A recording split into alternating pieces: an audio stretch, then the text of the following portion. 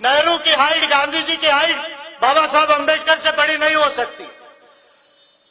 नेहरू को, पटेल को यह नहीं समझ रहा था कि 600 राज्यों का संवैधानिक सेटलमेंट कैसा किया जाए।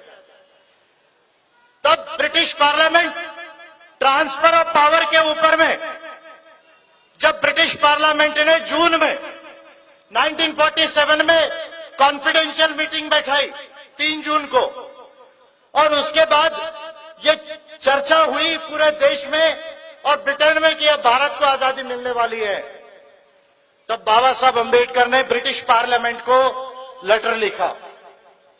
17 जून 1947 को लेटर लिखा। 17 जून को बाबा साहब अंबेडकर ने लेटर लिखा। क्या लेटर लिखा? ब्रिटिश पार्लियामेंट को कहा कि भारत के अंदर कौन से राज्य आना चाहिए, नहीं आना चाहिए, वो किस टर्म्स एंड कंडीशन पर आना चाहिए, ये देखने का अधिकार आपको नहीं है। You do not have the sovereignty, you do not have the rights under the international law to decide that on what terms and conditions which states must integrate in India. Bharat के कौन से राज्य भारत में किस आधार पर इंटीग्रेट होंगे, ये देखने का आपको राइट नहीं है। ऐसा कोई अंतर्राष्ट्रीय कानून नहीं है जो ब्रिटेन के पार्लियामेंट को यह अधिकार देता है। एक बात ब्रिटिश लोगों को कही। दूसरी बात, बाबा साहब ने ये 600 राज्यों को कहा।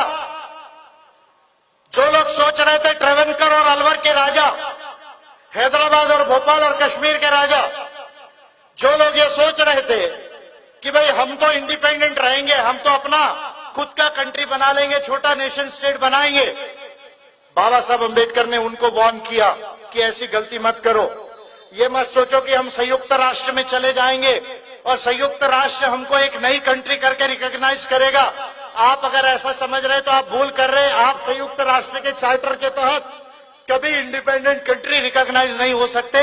आप भारत में आइए और मुझ पर विश्वास रखिए, मैं जो है आपका कॉन्स्टिट्यूशनल सेटलमेंट करूंगा इंडिया में। ये बात बाबा साहब अंबेडकर ने राज्यों को कही।